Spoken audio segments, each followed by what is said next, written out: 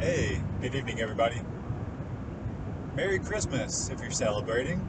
It's the 25th of December, 2025. Happy Yule. I believe that's going on. I think Kwanzaa. Man, I used to know the days of Kwanzaa too. That was a big deal whenever I was a kid. I'm not here to talk about that this evening. I'm driving along 85, Interstate 85 in Virginia. Just came through Emporia. I'm on my way to Petersburg. And maybe a little bit further north, depending on how the night goes. I'm BurntCole, by the way. I don't believe I've said that yet. Think of that as like a writer name, an artist name.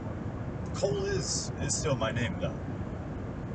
And being Cole and going by that, I've got to tell you guys about my experience in the United States Navy. I've kind of been vacillating as far as what kind of veteran I should be, what kind of veteran I am. There's those veterans that they let you know about their service, they wear it on their sleeve. They're going to put that Army star and that Marine, globe and anchor and wear that everywhere. It's just a part of their whole, it's just a part of them. It's part of their ego. And that's been something that I've been very wary of because I love the Navy. I don't want it to be my whole ego. I don't want that to be my whole personality, and that's who I am. It has affected my life greatly. It has changed who I am. I loved being a sailor. More so than that, I was a Seabee. That's a whole other story. But just for you, the public, the viewer, depending on whether you're familiar with America's military, America's Navy, I just want to let you know that it's a big military, big Navy. There's a couple cool sayings. The one I was telling you about how I don't want the Navy to be my whole personality and all that, it's because as much as you love the Navy will never love you back. That's the truth. I think the same can be said about other branches, but I learned that part about the Navy too late. There's other cool little traditional sayings. They have a saying, choose your rate, choose your fate. In the Navy, the rate is your job. It's a term that goes back to the British Navy and how their sailors would organize and split up the work from there. It's really hard, I guess, to separate who I am from my time in the Navy, because from there, it's been just a steady progression of the lessons and the discipline. I don't want to say discipline. Discipline's such a used up word, but just the experience that I had. Just the experience that I had, the people that I met, who I became, changed. I grew up in North Carolina. Poor country boy. I'm talking poor. I'm talking like peanut butter jelly sandwiches for lunch every day. And our vacations were to go to the beach maybe once in the summer. You go to the mountains maybe once in the winter. And yeah, it was just I knew that I was poor. I don't want to I remember shoes. Like, that was a big deal. I wore like some cheap bum shoes. And at one point I was living in Oxford and I didn't know shoe culture there. And I guess one kid came up to me in kindergarten. He was like, it was before what are those, but he basically gave me a what are those back in like 1994. So it was just a weird time. 1996, 1997. So I guess Jordans were probably big back then. So, shoe culture was on a thing. I just remember, I knew that I didn't know anything. I knew that I hadn't seen any of the world. And I didn't want to, at the time, whenever I was becoming a young man, it was 2008, 2009, whenever I graduated from high school. So around that time frame was whenever I was thinking about what am I going to do. And President Obama had just taken office. Great, awesome. He's going to change the military. And he's going to get us out of wars. That was a big thing to me, is just the Bush years. I hope that maybe I'm just remembering this as I don't know. This is just me. Whatever you were doing from 2001 to 2008, I hope that you knew that at that time America was in a war that we really should not have been doing. It was a really weird time. I I look back at that, and there was a lot of talk about the terrorists this and the terrorists that, and we've got to.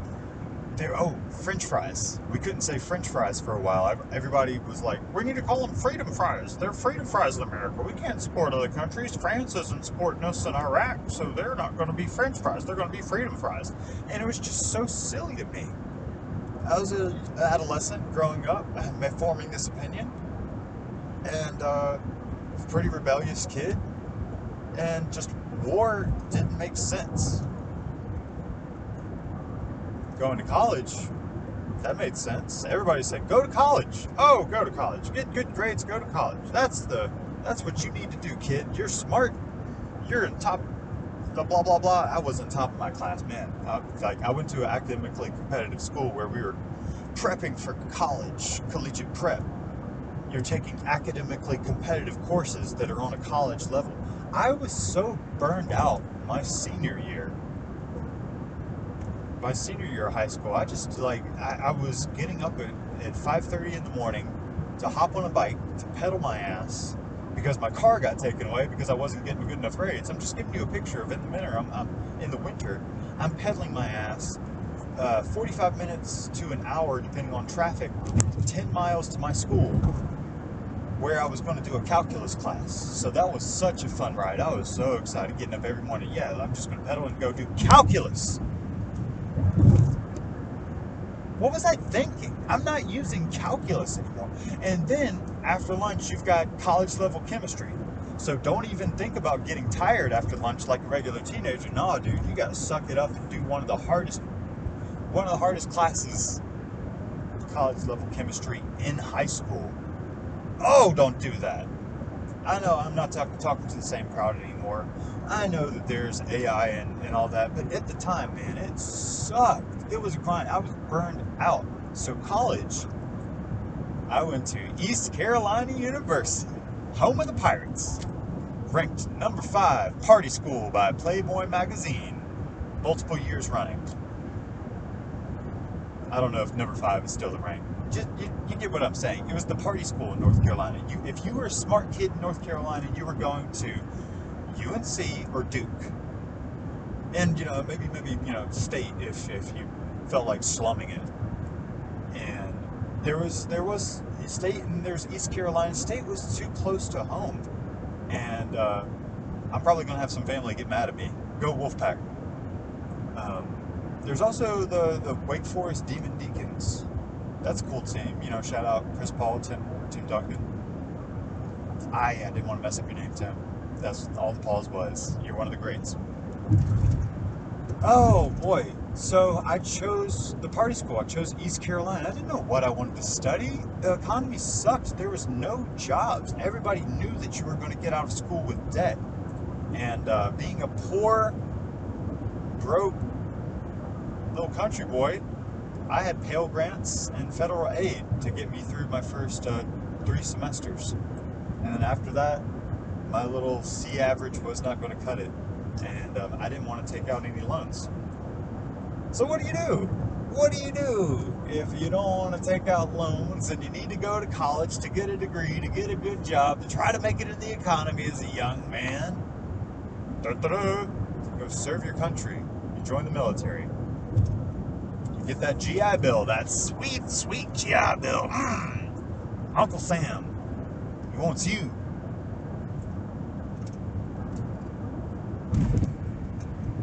So I show up to the recruiter's office. I was talking to my best friend about joining together. That would have been cool. Join with my best friend. And they gave him some flack about losing weight. The military wasn't the military was kind of picky at the time. So they pushed him back, but they were like, oh, scrawny, tall white kid with a 96 ASVAB. ASVAB is a test that you take before the military to see your aptitude in their jobs. It's not like taking the SAT or some test like that. It's kind of like half academic SAT, like a watered down SAT, but then they put some other little thought problem solving type questions in there to see how you would do in different occupations. That's what I'm trying to say. It's an occupational assistance yada yada test, and I did really well on it. So, and I thought I wanted to be in the Marines. 19-year-old, out of college, I was like, screw it. If I'm going to do it, I'm going to do it big. I want to be tip of the spear. If I'm going to join the military, I don't want to be sitting in a chair somewhere. I want him to send me to the shit. Send me to it. And I think the Lord was watching out for me a little bit, or maybe it was just my own stupid, whatever, a little bit of both, right? Because I had been a pot smoker, and I knew that I wanted to join, and so I stopped smoking for about a month. I get the gunnery sergeant all hyped up about getting me ready to go to the military entrance processing stations and MEPS, so you can join and become a Marine, become a real devil dog, rock. And I popped on his little in-office test. They do an in-office drug test, take your urine, screen it, it comes on a little stick, and they get the results right there. And I failed. And yeah, the gunnery sergeant was not happy with me. Cole, get the, he used his words, right? It wasn't nice. He chewed me out. Like another saying in the Navy, they'll chew your ass. They probably say that other words. And there's a whole lot of other ass stuff. I'm not going to get into all the ass Navy things in this video, but as I was walking out of that recruiting station, which keep in mind has the Marines, Air Force, Army, the Navy, Coast Guard, just all the branches all together. I'm walking out, I've got my head down, and there's Petty Officer so-and-so standing outside smoking a cigarette. And he sees me come out. No shit, this is how the story goes. He sees me come out and he's like, oh, how'd it going there? You gonna be a Marine? I failed the drug test. Oh. And he flicks the cigarette, looks up at me and says, I didn't say no cup. You want to talk to me? Slick. Petty Officer Slick got me. Because I came in, sat down in this little chair, looked up at all the posters he had on the wall with a scuba diver and a guy jumping out of a helicopter. And he told me, oh yeah, you could be any of those guys, man. I was a Seabee. I loved it. You could be any of those things. You just join as an undesignated seaman. Undesignated seaman. We'll have you out of here in like 3 weeks. Have you up to Great Lakes boot camp.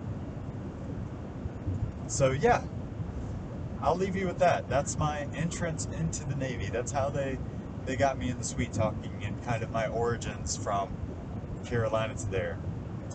Little pirate to sailor, little privateer story of burnt coal. This has been a very long video. Thanks for joining me. It's nice going down the road. And yeah, just by you watching, it's given me a nice little Christmas present. So thanks for that. Talk to you next time.